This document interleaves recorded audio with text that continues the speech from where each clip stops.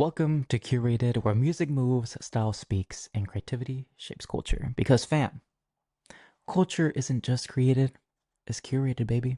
Welcome to another episode of the podcast. I'm your host, Carlos, and today we're diving into the crucial but often overlooked part of an artist's success, and that is creative direction.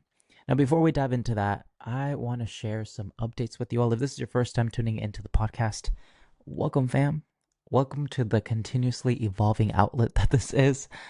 I have been doing this podcast, making these podcast episodes for the past like 3 years. And I want to take you all through the journey of what this shit has been for a quick second, okay? This podcast in its first inception was focused around music because music just continues to be one of my biggest passions. Then, as time went on, I more broadly started to speak about life and creativity and what this podcast was, or like the viewpoint that I brought to the space, kind of got lost. Over the last like month and a half, I've just been trying to recenter myself. And if you all might have noticed from the intro of this podcast, it's taken a bit of a new shape. At its core, it is still focused and it will still be focused around creativity and our appreciation for it because, fam, like the reason why I did this and the reason why I keep doing these podcasts for my 5 motherfucking listeners is because I love to talk about creativity. I love to talk about music. I love to talk about fashion. I love to talk about how creativity shapes our world and why art and creativity is an important asset for all of us, is something important that makes us human, is an element that we all need. So I will continue to be talking about that. But the focus is going to go back, I would say, to talking about music, but also talking about fashion and the intersection of them both. I continue to be an avid music lover. Like I mentioned, I constantly strive to learn about the industry, about music making, about music marketing. And some of my friends who listen to this know, but I am currently pursuing a commercial music business certification at a local community college. But I've also always wanted and have started to learn a lot more about the fashion space. I currently, for the past 4 years, have been working at a fashion brand, hoping that one day I can have maybe my own clothing brand. I want to use this not only as a space to keep the conversations on creativity going, but also as a space for me to learn and for us to learn about these spaces, right? So, long-winded way of me fucking telling y'all that this podcast is now going to be a little more focused. But what is fun about all this is that the space of music and fashion and the space between music and fashion is quite motherfucking vast. There is a shit ton to be talked about and a lot of really interesting topics that I plan to bring to you all. So, with that being said, let's get into today's podcast. Also, for those who are tuning into the podcast and listening to it, know that you can catch the podcast episode now over video. You can catch it on Spotify. You can catch it on YouTube. You can catch it on social media. We can talk real quick about the elephant in the room. For those who are avid listeners, so watch this shit. Like, I keep moving the fuck around to try to find a good space for us to have these conversations. Just know that this is all gonna change, okay? I'm adding something to this fucking wall. We're gonna make this our space here, okay? We're gonna dedicate to creating a vibe up in this bitch. So for those who are tuning in over video, just know it gets a little better, okay?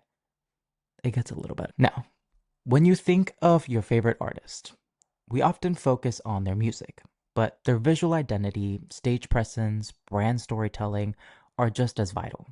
Behind every striking album cover, iconic music video, and unforgettable tour aesthetic, there's often a creative director pulling the strings.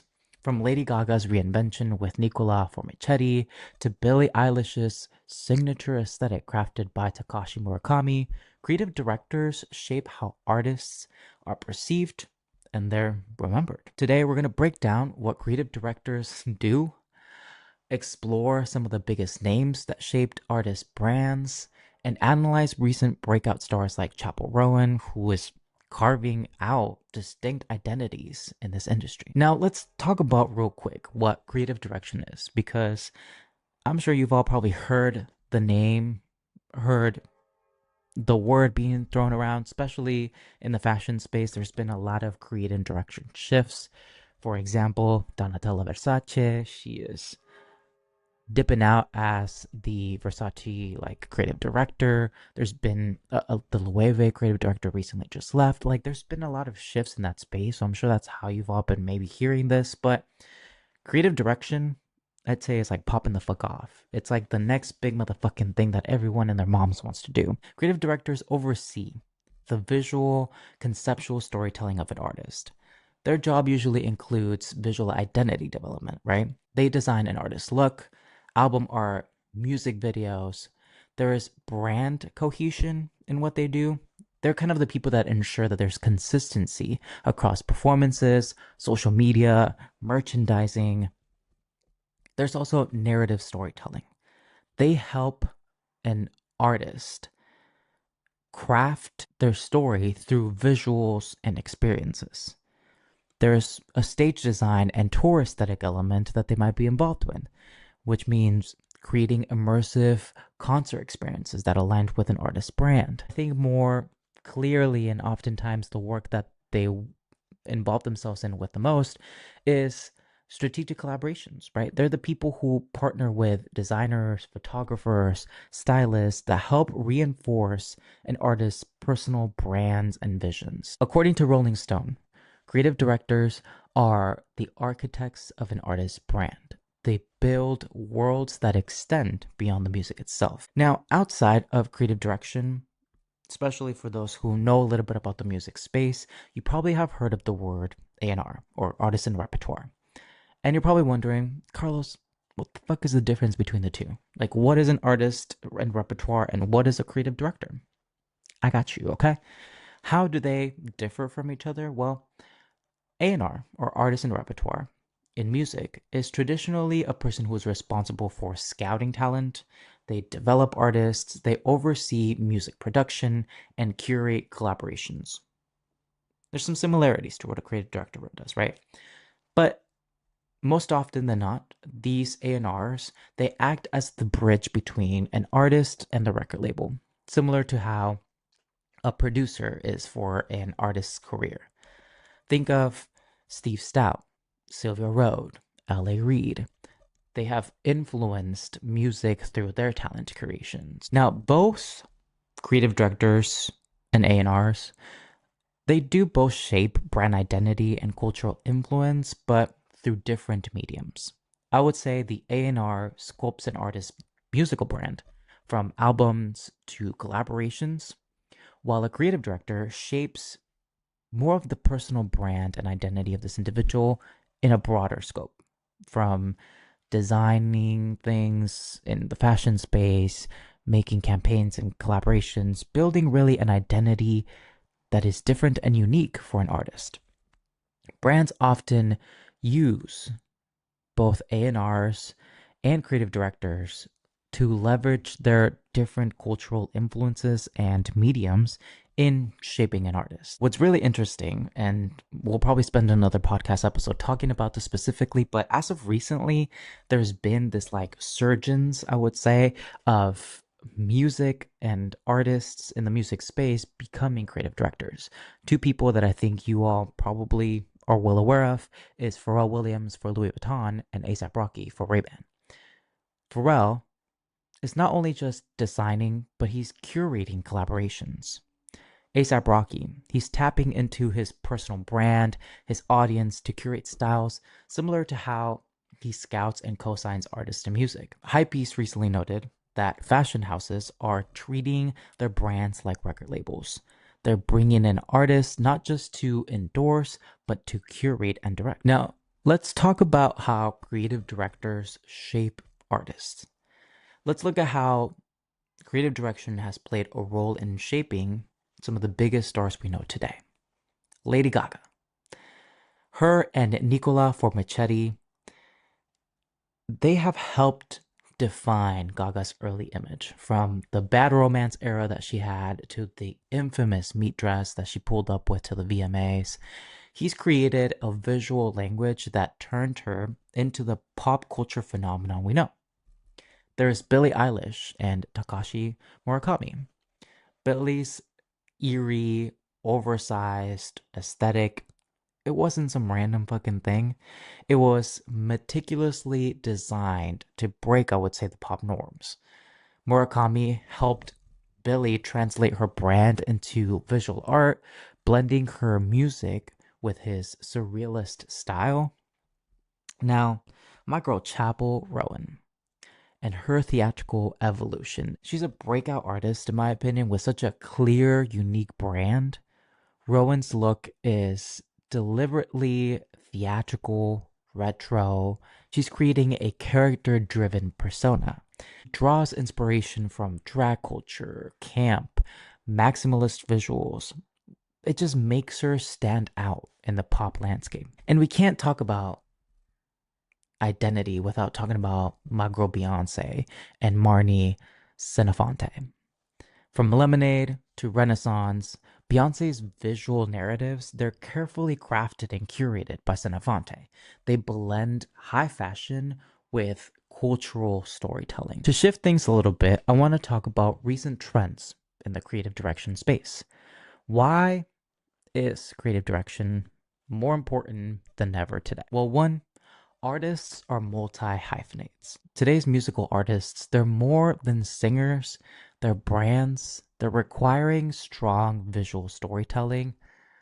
And it's, I would say, become incredibly apparent by social media and what social media has done to this landscape.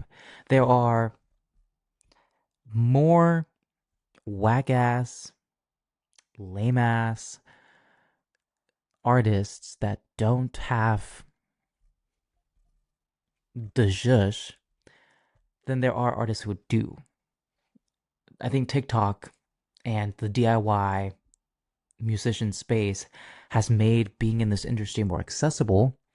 But when it comes to the people who actually are here and can make something of themselves and lasts as individuals in the space for years, that has become a lot harder because of just how many motherfucking artists there are now in the world, how many little TikTok artists you have out there.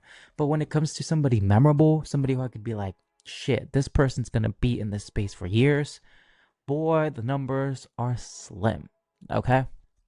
The rise of Instagram, TikTok, YouTube, it's resulted in having to create a 24/7 experience in a way. Like an artist's aesthetic has to be a thing that is on at all times and something that gets shaped and crafted in order to curate and bring this person out of this massive pool of people and make something out of them. There's also this demand, I would say, for like thematic cohesion in general. Listeners expect not just albums, but they expect entire fucking worlds, right? Think of The Weeknd's After Hours era, or Doja Cat's Scarlet aesthetic, or Charlie XCX's like Brat Summer vibe. They, as an artist, became the music. They, as an artist, shaped themselves and who they were in order to create an aesthetic, a vibe, a visual identity for who they are as individuals and the music that they represent. They build this thematic cohesion around what their music is and who somebody sees. Now, there have been a few success stories of some of the best creative director and artist relationships out there that have, I think, transformed careers. One clear example is Tyler the Creator and Phil Toselli. Golf Le Fleur and the branding that is Golf Le Fleur extends Tyler the Creator's identity into fashion and lifestyle. In my opinion, Golf Le Fleur is one of the like strongest brands out there because not only does it stand alone as a brand, but there's also a clear connection between what the brand is and who Tyler is. Masterful right there. Kendrick Lamar and Dave Free. Free's work with Kendrick's PG Lang ensures that Lamar's visuals match his deeply conceptual music. Their synergy is like this. You have to have somebody who fully understands Kendrick and Kendrick as an artist and the craft that he's making and the lyricism and the meanings behind all the things that he makes in order to match that energy on a visual sense, or if not, elevate whatever the fuck he's writing about into something extraordinary. Let's look at, for example, the Super Bowl halftime performance, all the videos that Kendrick has pulled out. They all are an extension, a leveling up of what he's written into something that's just conceptually and visually unmatched. Rosalia and Pili Villa Tobella.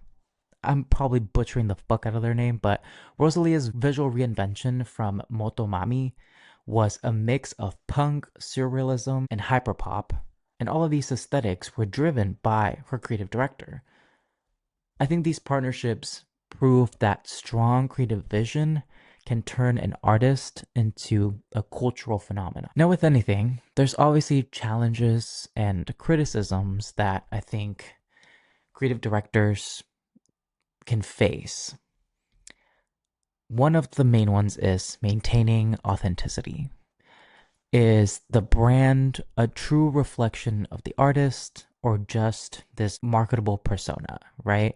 You always have to ask yourself, is who the artist has been shaped into because of what this creative director and maybe a label and the artist have collaborated on truly a representation of the artist, of this individual, or have they created somebody so that they could be sellable? We think of people that we consider like implants in the industry as being a key, concept of this, right? People who were brought in to the industry and shaped one way or another in order to become sellable. That authenticity is always a big question, I would say, in the work that our creative director has with an artist. The other one is over branding.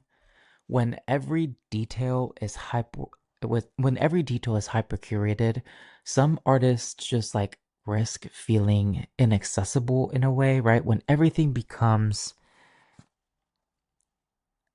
a thing, you know what I mean? Like when everything becomes a higher meaning, an element part of a storytelling, an element part of who they are, then it just becomes then they just become a character. You know what I mean? And that just takes away from the humanity of the artist and their connection with fans. And the last one I would say is industry pressures. Visual reinvention is expected, but not every artist, I would say, can sustain it. This goes kind of back to the authenticity part of it, right? One, an artist can't continuously change who the fuck they are in order to, you know, become viral, catch the next wave. I think that just belittles, in a way, the artistic element of this individual and who they are as a person. But also, there are artists who go through these visual reinventions who just don't fit that. You know what I mean? Who just go through this change of aesthetic in order to have them be sellable, and they end up not being that because they don't match that aesthetic as individuals, right? So, what the fuck does this all mean for the future of music and branding? I would say we can expect more artists to work with creative directors from the start of their careers.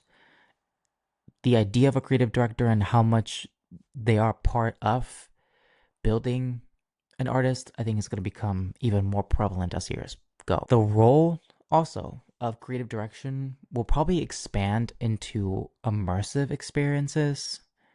Uh, I would say their touch in like digital storytelling is probably going to be a lot more relevant. The next generation of stars, we think Chappell Roan, Ice Spice, Omar Apollo, they're already, I would say, showcasing how strong visuals and, again, a strong identity define their rise.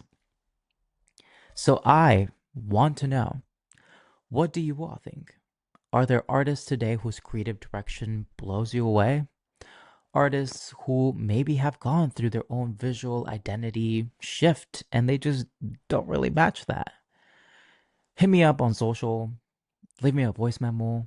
Let's talk about this shit, okay? Let's keep the conversation going. Now, I'm gonna end this podcast here. And again, I always end it by saying that I truly do appreciate every single motherfucker who is listening to this episode, who takes the time to just hear me rant about random shit like this. I have good shit coming for Curated, and I always say that. I get it, I get it. Then I'd be taking like a month-long break because my mental health just be down here. But I truly do feel like that by just recentering myself around a more mm, tighter set of topics and discussions is gonna allow us to just dive even further into more complex conversations. And I think it'll be interesting. Again, this little setup that I have here, this will change, all right? We will have more vibes. It will not just be me in front of a fucking white blank background. So tune in the next time, okay? I promise y'all by probably the next episode we will have something up here that will look fire. Okay? For now, please leave me a voice memo, comment on social. Let's keep the motherfucking conversation going. As always, I appreciate you all listening in. Make sure to subscribe on YouTube if you can. Please do subscribe on whatever platform you're listening to this through, so that you can get notified about the podcast episodes. And share on social. Do me a fucking solid. Share this with your friends. Let them know there's a homie out here who's talking good shit about music and all this good stuff. Give him a follow.